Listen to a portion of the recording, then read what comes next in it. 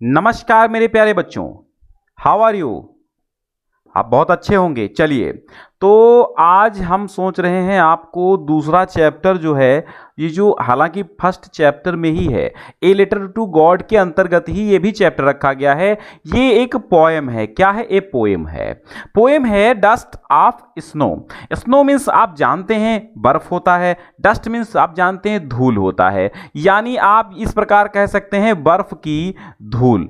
ठीक है, इस पाठ का मेन नेम क्या है? बर्फ की धूल। रॉबर्ट फ्रॉस्ट ने लिखा है इसको। रॉबर्ट फ्रॉस्ट, जिनका जन्म 26 मार्च 1874 ईस्वी में हुआ था। ठीक है, तो रॉबर्ट फ्रॉस्ट एक प्रकार से प्रकृतिवादी कवि मान लो।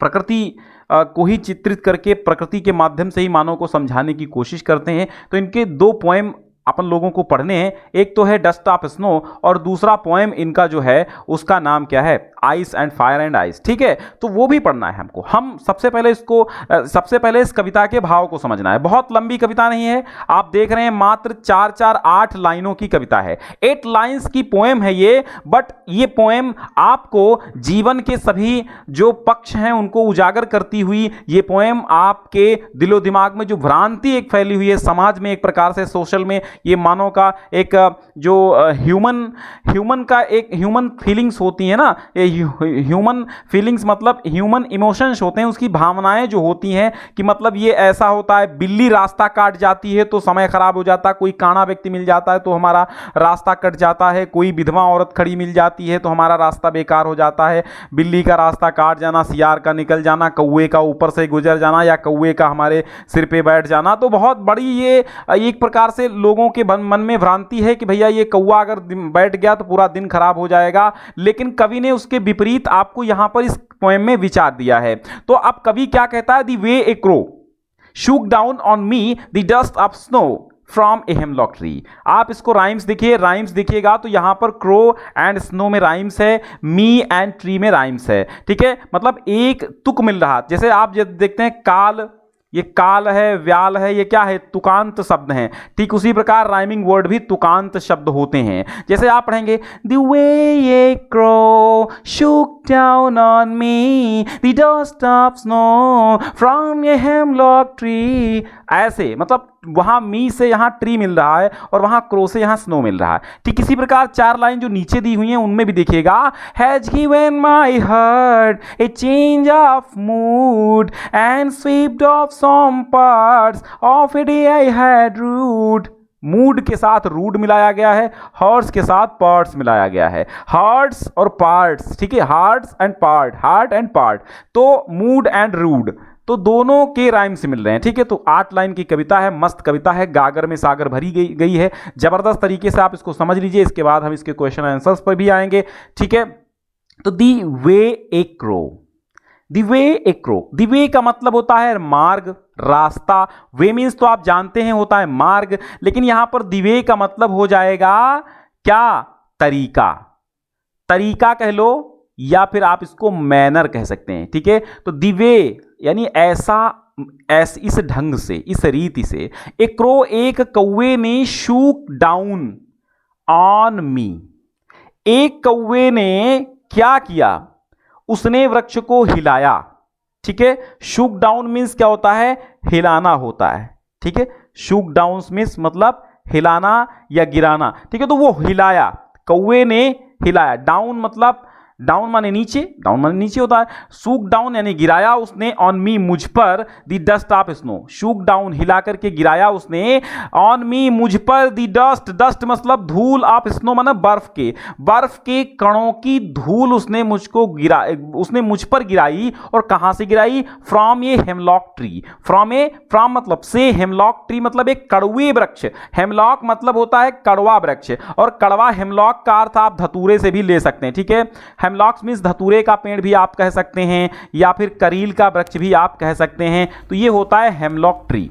हेमलॉक ट्री मतलब कोई भी कड़वा पेड़। यहां पर लेखक ने नॉमिनेशन नहीं किया है कि भैया ये हेमलॉक ट्री धतूरे का ही पेड़ है या किसी और का। तो हेमलॉक का सीधा सीधा अर्थ होता है वो एक कड़वा पेड़ था, वो कड़वा पेड़ था। मान लो यहां पर एक पेड़ आपका लगा हुआ है और इस पेड़ पे तमाम डस्ट, बर्फ़ की धूल जमी हुई है, बर्फ़ की। और फिर एक कौवा आता है और वो कौवा जैसे इस पर बैठता है या उसने कोई भी मूवमेंट किया हो, उस कौवे ने, उस क्रो ने एक मूवमेंट किया मतलब वो उड़ा। कभी ने यह भी यहाँ पर यह भी नहीं विवरण किया है या वर्णन किया है कि भैया ये भी एक्सप्लेन नहीं किया है कभी ने कि कौवा आकर के बैठा था या बैठ कर के उड़ा था या उसी पर हिलाया था। बस इतना उसने कहा कि the way A crow shook down on me, यानी जिस तरीके से उस कौवे ने मुझ पर गिराई, क्या दी डस्ट ऑफ स्नो, बर्फ की धूल फ्रॉम ए हेमलॉक ट्री, एक कड़वे करील के वृक्ष से, एक कड़वे धतूरे के वृक्ष से, धतूरे के पेड़ से, जिस प्रकार कौवे ने मुझ पर एक धूल, बर्फ की धूल गिराई। ठीक है, बर्फ की धूल गिराई। ठीक है, बस इतनी बात उसने कही कि उसने मुझ पर बर्फ की धूल गिराई। अच्छा, दोनों चीज़ें आप देखिएगा, जो कड़वा वृक्ष होता है इस हेमलॉक ट्री को भी और इस कौवे को भी, इस हेमलॉक ट्री को भी और इस कौवे जैसे पक्षी को भी, इस अपने इंडियन में क्या माना जाता है कि कड़वा वृक्ष अशुभ माना जाता है। ठीक है, अशुभ माना जाता है। और कौवा भी अशुभ माना जाता है कि कौवा बोल रहा है और जब कौवा बोल देगा तो हमारा रास्ता कट गया है, तो अपन लोग नहीं जाएगा इधर। कौवा बोला तो मतलब क्या हुआ, कौवा ने बोला तो क्या हुआ, हमारी जो है अपशकुन हो गया, अपशकुन हो गया। कौवा बोला, अपशकुन हो गया। तो अब यहां पर कवि कह रहा है कि कौवा भी है, वो एक प्रकार से इस भ्रांति को दूर कर देना चाहता है कवि कि जो लोग यह समझते हैं कि ये वृक्ष जो है ये अपशगुन, अमंगल की निशानी है, ये जो क्रो है ये भी अमंगल की निशानी है। हालांकि कौवा ये नहीं सोचता, कौवा नहीं सोचता कि भैया मेरे बोलने से आपका रास्ता खराब जाएगा, तो कौवा बस ये करता, वो बोल देता जब उसकी इच्छा होती है। कौवा काला होता है और पितरपक्ष में हम लोग कौवे को पूछते भी हैं।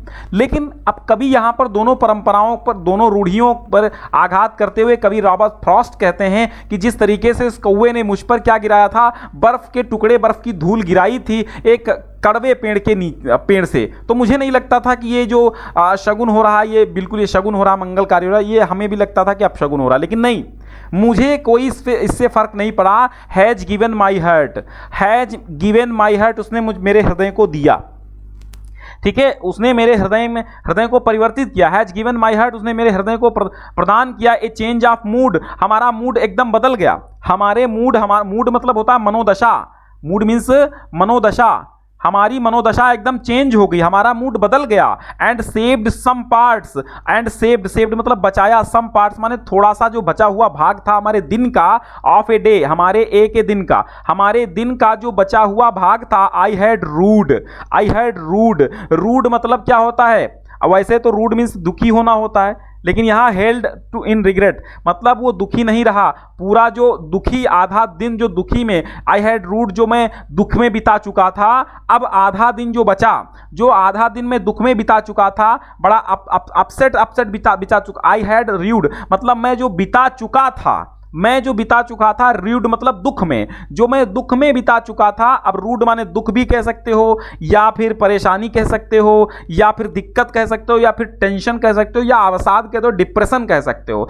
कि आपन ने जो डिप्रेशन में पूरा आधा दिन गंवा दिया था। अब क्या हुआ, जैसे ही उस कौवे ने, उस हेमलॉक के पेड़ पर बैठा हुआ कौवा, धतूरे के पेड़ पर, कड़वे पेड़ पर बैठा हुआ कौवा, उसने जैसे ही जो बर्फ की धूल हमारे ऊपर गिराई, तो हमें क्या लगा कि उस धूल की वजह से मेरा हृदय परिवर्तित हो गया, मेरी मनोदशा चेंज हो गई और पूरा जो आधा दिन मेरा खराब होने वाला था वो अच्छा गुजरा, वो बहुत ही अच्छा गुजरा। तो आपको यहां पर यह प्रतीत हो रहा होगा कि कवि ने यहां पर क्या बताया कि मेरा दिन पहले ही अपशगुन में गुजर रहा था, यानी जो आप उसका आधा दिन कह रहा था कि मेरा आधा दिन खराब था, मैं शुरुआत से उस दिन मूड मेरा अपसेट था, लेकिन जैसे उसने बर्फ गिराई कौवे ने, तो लोग कौवे को अमंगलकारी मानते हैं और उस वृक्ष को भी अमंगलकारी मानते हैं। तो जब कौवे ने बहुत अच्छी पोएम मुझे लगती है ये, तो कौवे ने जैसे ही गिराई वो बर्फ की थोड़ी सी धूल हमारे कंधों पर, वैसे ही मेरा मूड फ्रेश हो गया,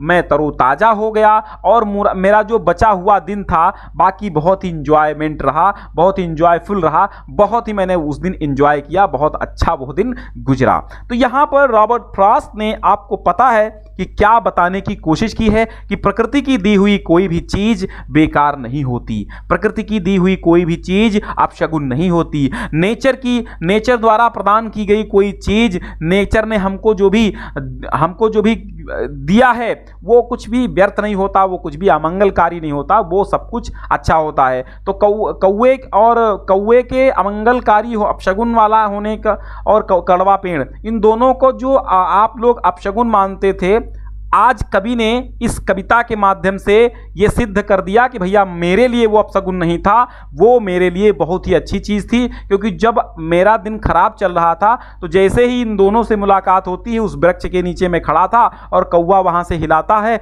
तो कौवा वृक्ष दोनों आप लोग अमंगलकारी मानते हैं, लेकिन मेरे साथ क्या हुआ, मेरे साथ वो मंगलकारी घटना घटित हुई कि मेरा पूरा का पूरा जो दिन था वो आगे का अच्छा चला गया, बहुत अच्छा मेरा दिन गुजरा। ठीक है बच्चों, तो आपको पोएम कैसे लगी कमेंट बॉक्स में हमें अवश्य बताइएगा। बहुत बहुत धन्यवाद। Nice to meet you.